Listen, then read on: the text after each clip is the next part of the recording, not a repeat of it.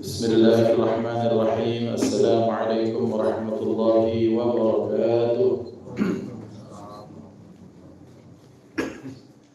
إن الحمد لله نحمده ونستعينه ونستهديه ونستغفره ونعوذ به من شرور أنفسنا وسيئات أعمالنا. من يهد الله فلا مضل له ومن يضلل فلا هادي له. أشهد أن لا إله إلا الله وحده لا شريك له وأشهد أن سيدنا ونبينا محمدا عبده ورسوله من لا نبي بعده. اللهم صل وسلم على سيدنا محمد مفتاح باب رحمة الله عدد ما في علم الله. صلاة وسلام دائمين بدوام ملك الله وعلى آله وصحبه.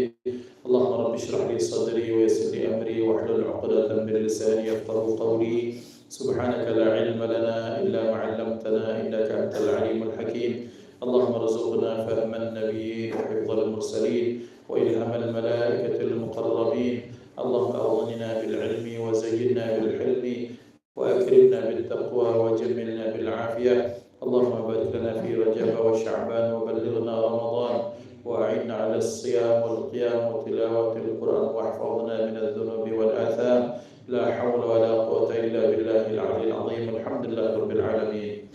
نوينا التعلم والتعليم والتذكر والتذكير والنفع والانتفاع والإفادة والاستفادة والحث على التمسك بكتاب الله تعالى وسنة رسوله والدعاء إلى الهدى والدلالة على الخير ابتغاء وجه الله ومرضاته وقربه وثوابه سبحانه وتعالى على هذه النية وعلى كل نية صالحة جامعة شاملة نافعة من خيرات الدنيا ونعيم الآخرة وإلى حضرة النبي المصطفى محمد صلى الله عليه وسلم بسر الفاتحة.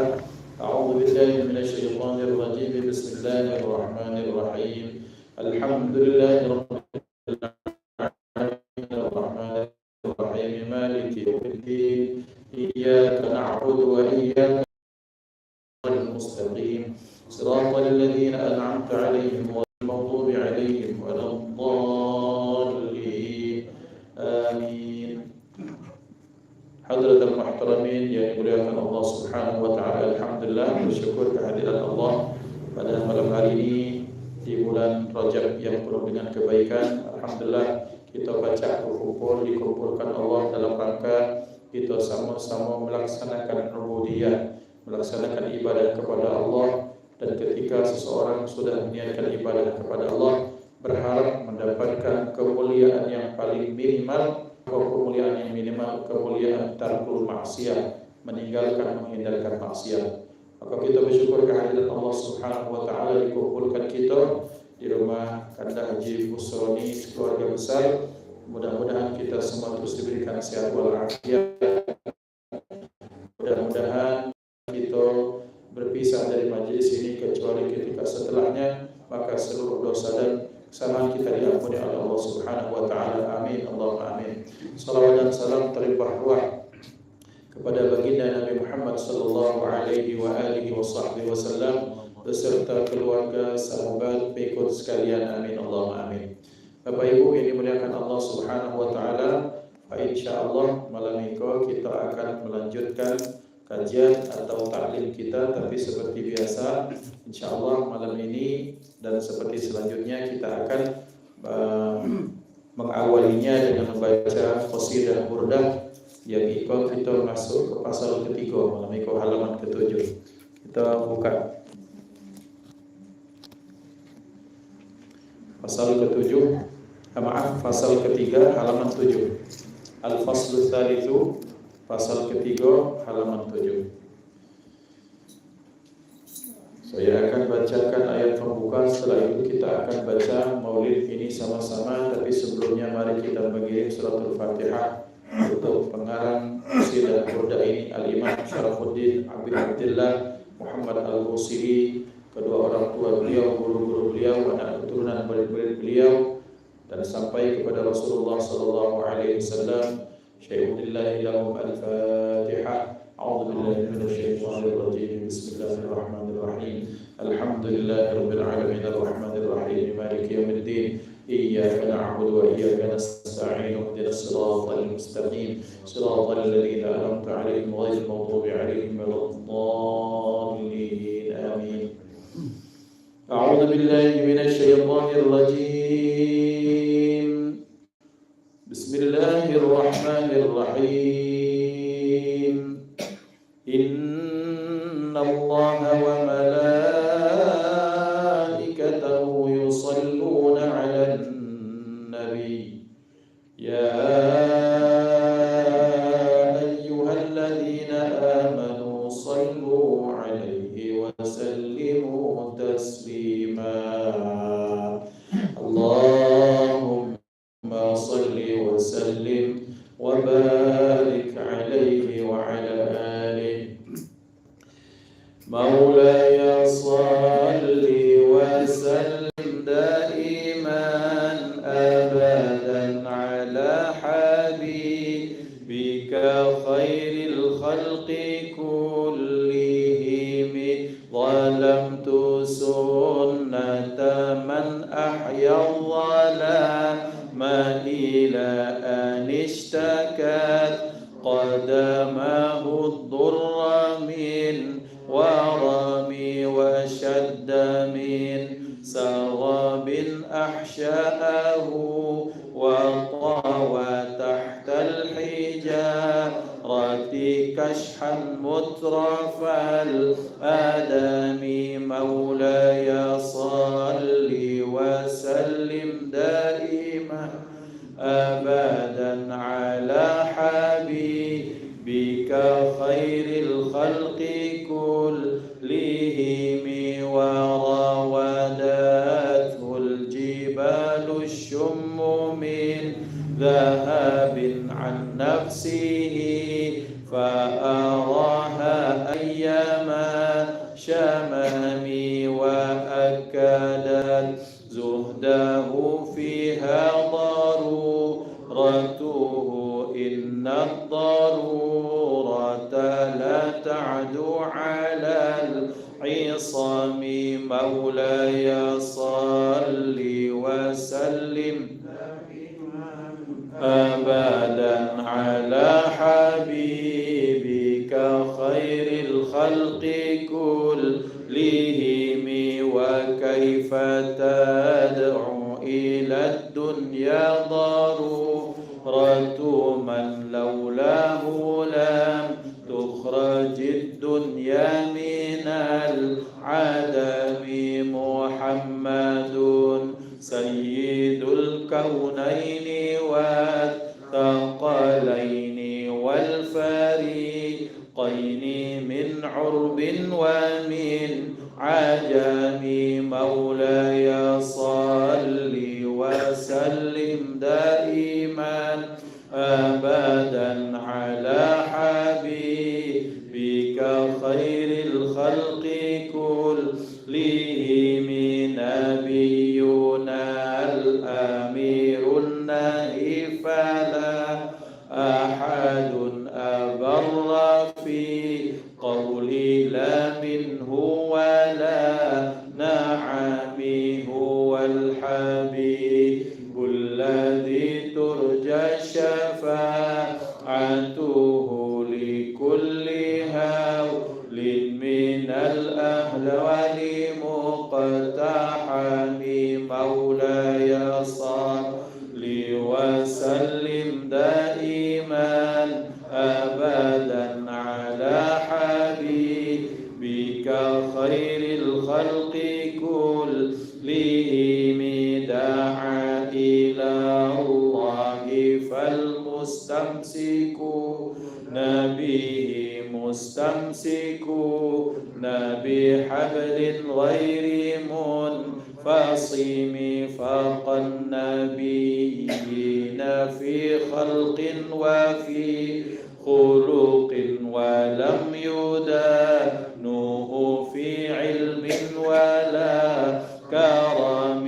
مولاي صل وسلم دائما أبدا على حبيبك خير الخلق كلهم. وكلهم من رسول الله ملتمس غرفا من البحر أو رشفا من ديامي وواقفون لديه عند حدهم من نقطة العلم أو من شكلة الحكم مولاي صل وسلم دائما أبدا على حبيبك خير الخلق كلهم فهو الذي تم معناه وصورته ثم اصطفاه حبيبا بريء نسم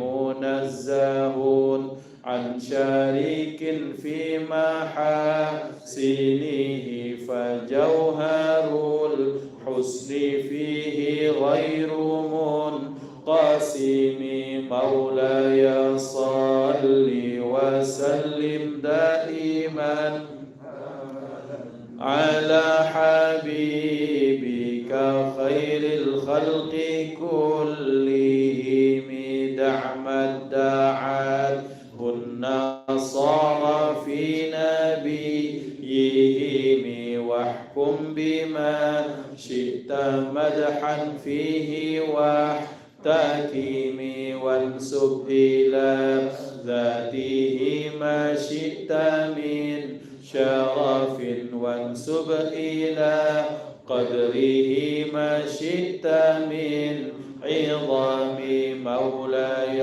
صل وسلم دائما أبدا على حبيبك خير الخلق كلهم فإن فضل رسول الله ليس له حد فيعرب عنه ناطق بفمي لو نسبت قدره آياته عظاما أحيا اسمه حين يدعى دارس الرمام مولاي صل وسلم دائما أبدا على حبيبك خير الخلق كلهم لم يمتحنا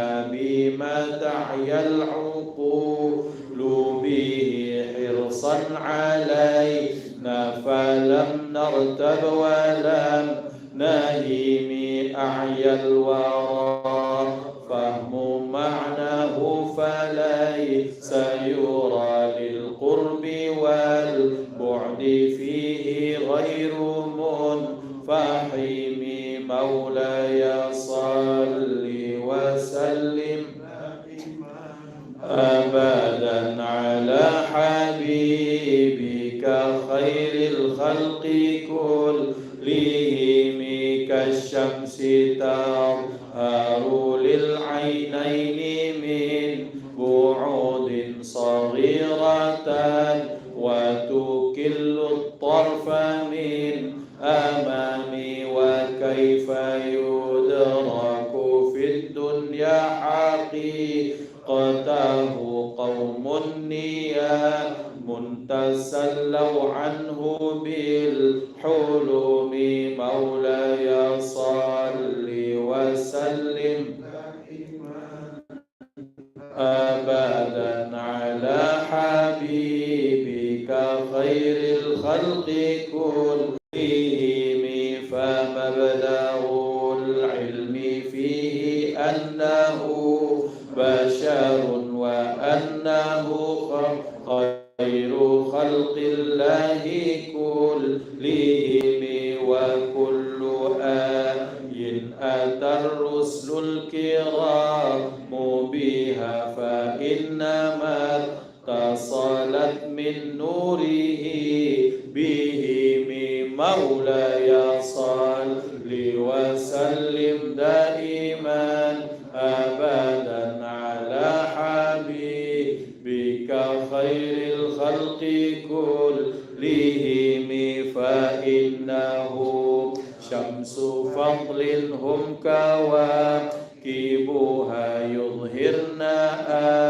أنوارها للناس في الظلام أكرم بخلق نبي زانه خلق بالحسن مشتمل بالبشر متسم مولاي صل وسلم أبدا على حبيبك خير الخلق كلهم كالزهر في ترف والبدر في شرف والبحر في كرم والدهر في همام كأنه وهو فرد من جلالته في عسكر حين تلقاه وفي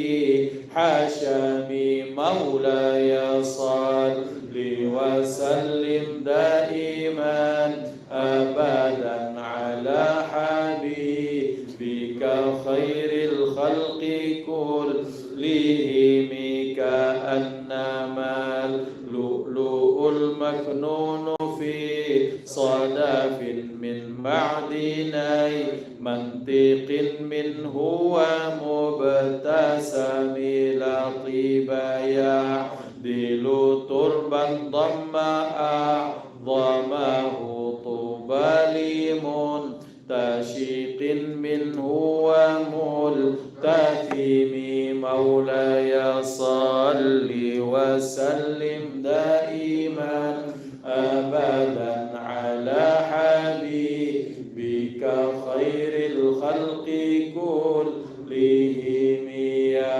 ربي بالمصطفى بلغ مقاصدنا واغفر لنا ما مضى يا واسع الكرم مولاي صل وسلم دائما أبدا على حبيبك خير الخلق كلهم اللهم صل وسلم وبارك عليه وعلى آله صلى الله عليه.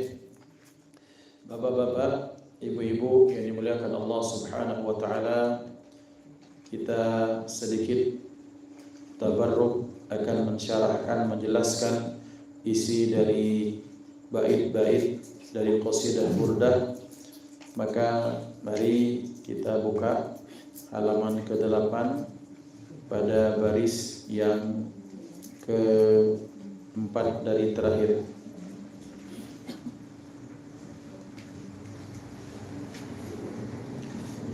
Faqad nabiyina fi khalqin wa fi khuluqin walam yudanuhu fi ilmin wala karami. Halaman 8 baris ke-4 dari bawah. Bawah 1 2 3 4 ayat faqad nabiyina. Dapat ya? Halaman 8 coba ikut. Baca unjar di balik ini. Tanda kelih. Bunda-bunda tak dapat. Duit cepat kamu kok. Pada Bismillahirrahmanirrahim. Alhamdulillah wa salli wa sallim ala sayyidina Rasulillah wa ala alihi wa sahbihi wa la hawla wa la quwwata illa billah. Imam Al-Busiri menyatakan tentang kemuliaan, keistimewaan, kehebatan Rasulullah sallallahu alaihi wa alihi wasallam. Beliau menyatakan dalam bait syairnya, faqan nabiyyina fi khalqin wa fi khuluqin. Ia Nabi Muhammad sallallahu alaihi wasallam jauh melampaui siapa? Melampaui para nabi fi khalqin wa fi khuluqin. Baik pada penciptaan, pada badannya maupun pada akhlak beliau. Walam yudanuhu fi ilmin wala karami, dan beliau itu tidak kalah dengan mereka fi ilmin wala karami, baik pada ilmu maupun pada kemuliaan. Artinya apa? Maka sering kita kalau pembukaan Bapak Ibu, alhamdulillahirabbil alamin, terus assalatu wassalamu ala asyrafil anbiya'i wal mursalin. Asyraf pakai sin, bukan pakai sin tapi pakai shin. Kalau pakai asyrafil artinya nabi yang paling mulia. Tapi kalau terbaca sin agak tak lemah. Nabi yang paling berlebih-lebihan, nabi yang musrif. Maka disitulah ngapa kita belajar tajwid. Alhamdulillah mendapatkan kita belajar ngaji dari guru-guru kita, dari guru Aziz, guru yang lain-lain. Mudah-mudahan Allah berikan sehat walafiat panjang usia pada guru-guru kita. Maka terselamatkan kita dari tuhmah atau menghina Rasulullah tanpa kita sengaja. Ngapa? Karena kadang-kadang kalau salah baca ini bahaya. Maka ala asyrafil, pakai shin, ala asyrafil anbiya'i wal mursalin. Salawat dan salam Allah limpahkan kepada nabi dan rasul yang paling mulia. Apa kemuliaan beliau? Faqan nabiyyina fi khalqin wa fi khuluqi. Wa fi khuluqin, baik pada fisik beliau maupun pada apa? Pada akhlak tingkah laku beliau. Bapak Ibu dimuliakan Allah Subhanahu wa taala. Kata faqa ini muncul dari katanya kata fauqa. Fauqa itu apa artinya? Di pucuk, di atas. Di atas ikannya ada dua. Kata di atas dalam bahasa Arab ada ala, ada fauqa. Kalau ala itu seperti ini, menempel di atas al-qalam suatu ala roksi. Tapi kalau sudah fauqa itu artinya atas yang berjarak. Maka seolah-olah dari bahasa ini Imam Al-Busiri ingin menyatakan bahwa beliau Nabi Muhammad SAW jauh mengatasi para nabi dan rasul, lebih melesat di atas mereka para nabi dan rasul sebelum beliau, baik pada aspek badannya, penciptaan badannya, maupun pada aspek akhlakul karimahnya. Maka beliau disebut sebagai Khatamul Anbiya wal Mursalin. Ada bacanya khatam, ada khatim. Apa arti khatam? Khatam itu ngecap. Ada menyatakan khatam itu dari kata khatam, artinya cincin. Artinya Rasulullah SAW, para nabi dan rasul itu adalah mereka orang-orang yang indah akhlaknya dan disempurnakan semakin indah dengan keindahan akhlak baginda Nabi Muhammad SAW. Maka pada aspek akhlak, Bapak Ibu dimuliakan Allah, dalam riwayat bahwa beliau SAW satu tidak pernah dihinggapi lalat. Dengan sebab satu karena bersihnya, yang kedua karena mulianya beliau. Maka kotoran itu tidak hinggap pada beliau. Kemudian yang kedua, bahwa fisik beliau itu menimbulkan haibah. Jadi beliau SAW itu lembut, tapi lembut beliau itu tidak menjadikan orang itu kemudian semena-mena kepada beliau. Bahasa kita kadang-kadang ada orang gini, kalau kita berlembut dia cara nginjak, cara semena-mena begitu. Nah, beliau itu lembut kepada semua orang, tapi lembutnya itu orang jadi segan, musuh jadi takut, kemudian teman-teman jadi segan. Tapi di samping segan rindu, malah bercampur jadi seko. Jadi cinta para sahabat itu seperti permen nano-nano, bercampur-campur. Kadang rindu, lah tepara, sungkan. Ketika jauh, rindu, pengen ketemu. Ketika ketemu, tak kuat nak ngomong. Itulah orang mencinta, Masya Allah. Kenapa? Karena haibahnya Nabi Muhammad SAW. Nah, Bapak Ibu dimuliakan Allah, sampai-sampai dikatakan dalam riwayat bahwa tampannya Nabi Yusuf. Kan ada lagu kan, Nabi Yusuf tampan tapi galak semayang, itu bahasa gitu. Nah, tetap sholat, kita tentang bahas tentang Nabi Yusuf.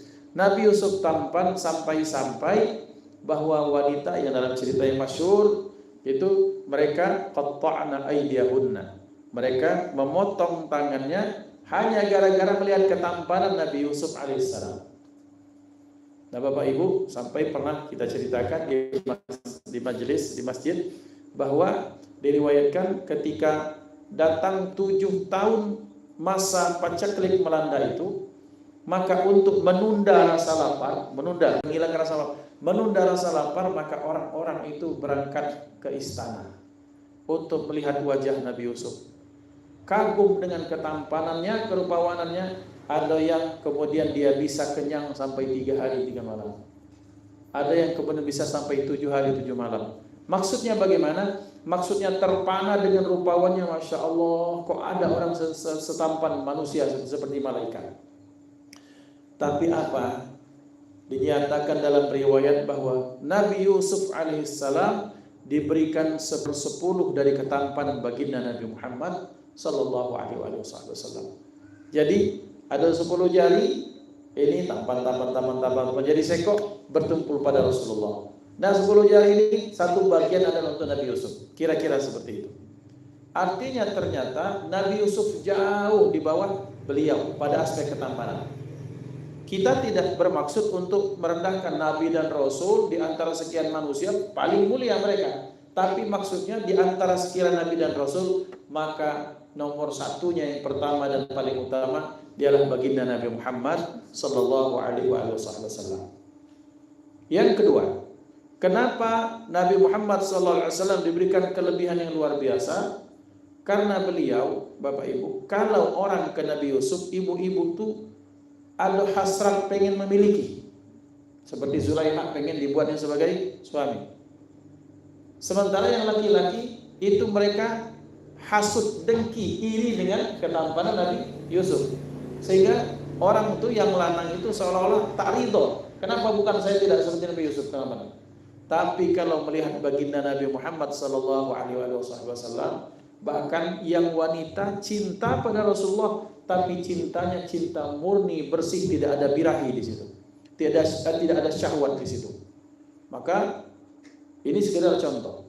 Pada satu saat bahwa beliau sallallahu alaihi wasallam itu lewat di rombongan ibu-ibu. Beliau sambil nunduk, "Assalamualaikum." Tak dijawab. Mungkin kira-kira perkiraan Rasulullah, mungkin ibu-ibu tidak dengar. Assalamualaikum. Maksudnya kalau untuk perempuan kan assalamualaikumna. Kita gampang dia assalamualaikum. Kemudian yang ketiga assalamualaikum tidak dijawab. Dan adab orang kalau sudah 3 kali ucap salam kita berarti Nabi berarti tidak dengar. Pas beliau kemudian berbalik untuk berjalan untuk balik, maka mereka baru ngomong, "Ya Rasulullah, minta maaf ya Rasulullah, minta maaf. Kami mendengar salam Anda. Kenapa kami tak jawab? Karena kami berpikir kalau kami tak jawab salam Anda, maka Anda pasti mengulangi." Dan betul diulangi. Sampai 3 kali, maka kami 3 kali dapat doa dari Anda. Lihat, calaknya wanita zaman dulu. Karena cinta, ta'zim, pengen mendapatkan doa yang sebanyak-banyaknya dari Nabi Muhammad SAW. Kemudian ada cinta yang murni, cinta seorang umat kepada nabinya. Siapa? Al-Barakah Ummu Aiman. Namanya Barakah Ummu Aiman ini dulunya hamba sahaya. Menikah dia itu dengan suami sebelumnya, maka kemudian lahirlah Aiman. Kemudian setelah bercerai karena meninggal bapaknya Aiman, beliau menjanda. Kemudian oleh Rasulullah, siapa yang pengen menikahi perempuan ahli surga? Kemudian ketika semua rebutan, tapi ketika yang tahu itu adalah Barakah Ummu Aiman ini semuanya. Kenapa? Budak Ethiopia, hitam, legam dari Afrika, seko-seko. Apa yang terjadi? Sayyidina Zaid bin Harithah, "Ya Rasulullah, Zaid bin Harithah anak angkat, nikahkan aku dengannya." Menikah, lahirlah Usamah bin Zaid. Zaid bin Harithah adalah anak angkat Rasulullah. Barakah Ummu Aiman siapa? Beliau adalah ibu susunya Rasulullah. Nah, bukan bab ini yang kita bahas.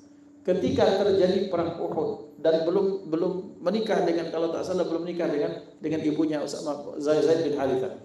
Maka saat itu beliau masih janda.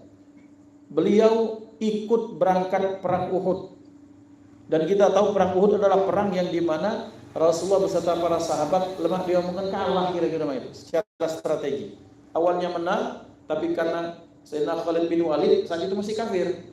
Bahkan dia membuat strategi, dibikin begini, dibikin begitu, kemudian dia menjadi pemanah, kemudian kocar kacir. Lagi kocar kacir itu kemudian sahabat banyak yang melari menyelamatkan diri. Kemudian ada seorang wanita yang memasangkan badannya untuk tameng. Kamu bahasa gitu, kamu jantan itu tak ada ragu kalau. Karena lari, dia teriak-teriak itu panggil semua. Akhirnya diambil tameng, kemudian dia menamengkan atau tameng besi, dia tamengkan dan di belakangnya Rasulullah. Ditameng Rasulullah. Dia sebagai pagar hidup. Sampai kemudian ada panah. Ya panah kalau kita manah itu biasa, tapi kalau pemanah orang ahli panah itu belasan tahun sudah biasa perang itu kan kuat. Itu kemudian panah dilepaskan kena Ummu Aiman, kena tameng itu terjengkang campak. Maka kemudian tahu musuh di situ juga Ummu Aiman itu terjengkang. Maka Rasulullah tak salah menyuruh siapa? Sayyidina Talha bin Ubaidillah atau siapa? Maka lemparkan panah ini untukku untuk membalaskan sakit hatinya bahwa ibunya seperti itu. Maka dipanahkan dan tepat kena kepala sampai terjengkang. Rasulullah sekarang yang ketawa karena yang mentertawakan Ummu Aiman tadi itu kemudian dia yang terjengkang dan meninggal. Pelajarannya Bapak Ibu bahwa betapa cintanya, saking cintanya umat kepada nabinya, cinta ibu susu kepada anaknya, beliau berangkat dari rumah. Kaum wanita tak dianjur untuk berangkat ikut perang, tapi beliau berangkat ikut perang untuk melihat bagaimana kondisi anaknya, anak susunya itu Nabi Muhammad SAW. Dan ketika orang sudah banyak yang keluar memisahkan diri, bahkan dia jadi tameng hidup. Kalau panah itu banyak menyerbu, maka orang yang pertama mati adalah Ummu Aiman. Ini namanya cinta yang betul-betul tulus dan murni. Orang kalau cintanya hanya sekedar pengen memiliki, tidak seperti itu. Bahwa ketika dia dapat suaminya sudah selesai.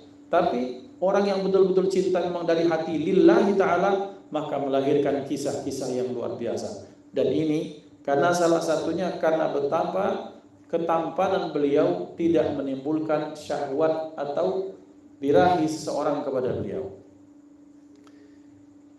Baik pada akhlak maupun baik pada penciptaan maupun pada akhlak. Yang berikutnya Bapak Ibu, dalam riwayat beliau tidak ada bayangan. Tidak ada bayangan itu kemudian dalam satu pendapat karena beliau tak ada bayangan, karena beliau kan dinyatakan Nur Muhammad. Artinya beliau adalah cahaya itu sendiri. Maka disebut anta nurun fauqa nurin. Anta misbahus suduri. Engkau cahaya di atas cahaya. Ini ada cahaya lampu. Cahaya lampu tak bisa mengalahkan cahaya Rasulullah. Maka dinyatakan kullu baitin anta sakinuhu ma yahtaju ila surujin laisa muhtajan ila surujin. Wahai Rasulullah, setiap rumah yang engkau ada di rumah itu, maka rumah itu tidak akan butuh dengan lampu. Karena kenapa? Cahaya yang keluar dari badan atau dari muka Rasulullah SAW. Sampai pernah diceritakan dalam riwayat itu Siti Aisyah itu sedang bahasa kita tuh terkabak-kabak cari-carian mana. Kemudian Aisyah aja lagi nyari jarum ya Rasulullah datang langsung ketemu jarumnya karena berkah cahaya dari wajah baginda Nabi Muhammad SAW. Nah ini kelebihan beliau secara fisik. Kemudian uniknya Rasulullah secara fisik diriwayatkan kalau beliau dekat dengan siapapun maka beliau akan menyamainya dalam makna yang sesungguhnya. Ada orang tinggi 180 dekat dengan Rasulullah maka beliau seperti 180. Ketika sendiri ya biasa beliau, tapi kalau bertemu dengan berdua misalnya dengan orang apa ya agak pendek, beliau tidak melebihi.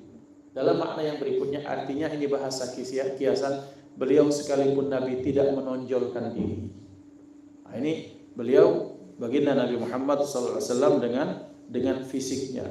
Wa fi khuluqin, dan beliau jauh melampaui yang lain, baik itu para nabi rasul maupun apalagi dari manusia pada akhlaknya.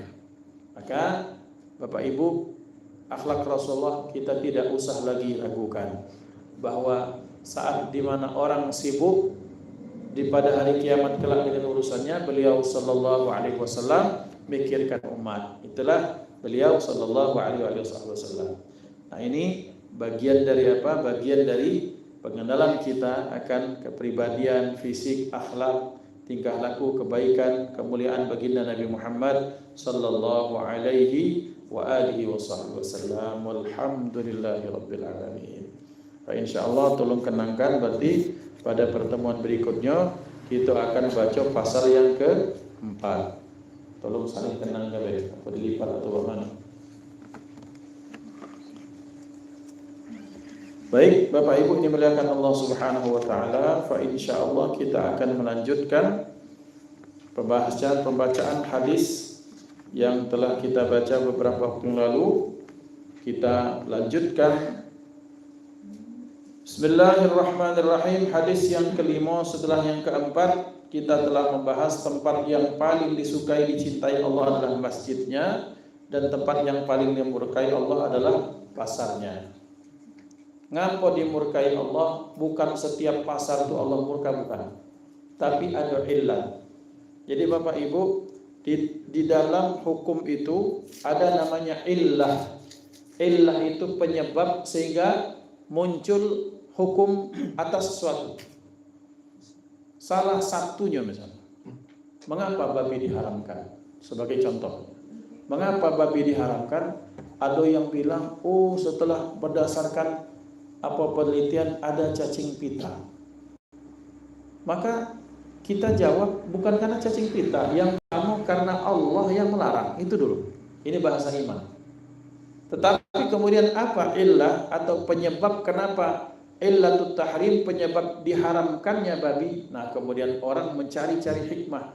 Salah satunya bahwa DNA yang paling dekat dengan manusia itu DNA babi.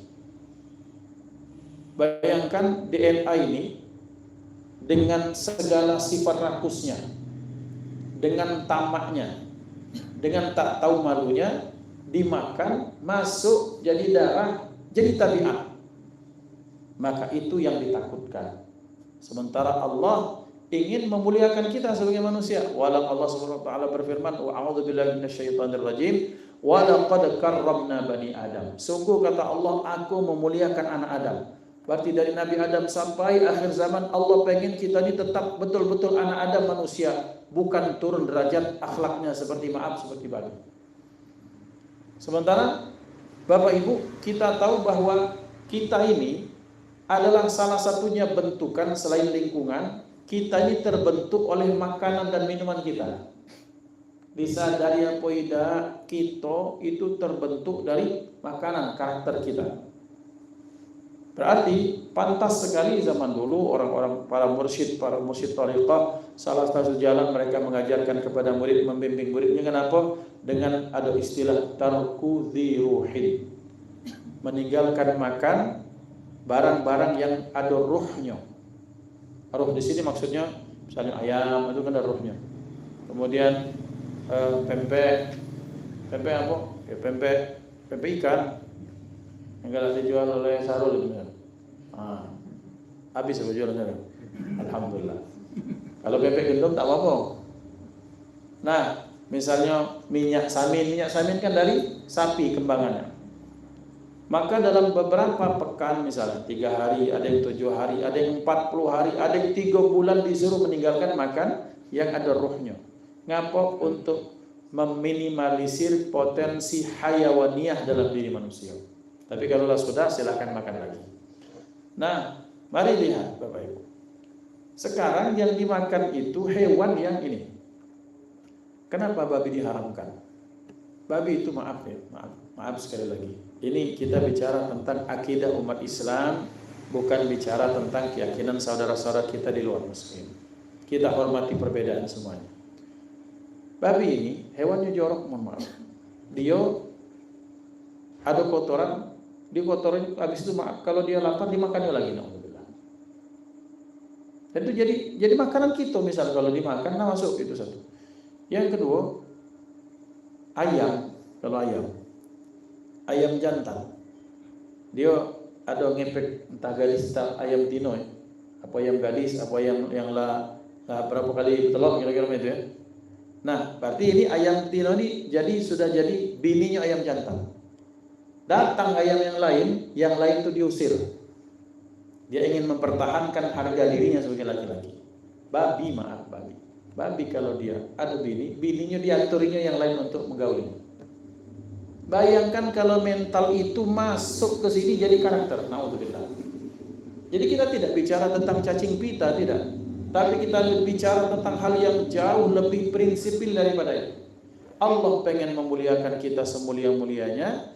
Allah ingin memanusiakan kita. Tiba-tiba dengan asbab yang dimakan ini, dengan karakter-karakter buruknya dimakan, maka jatuh derajat kita dari manusia menjadi seperti bukan manusia lagi.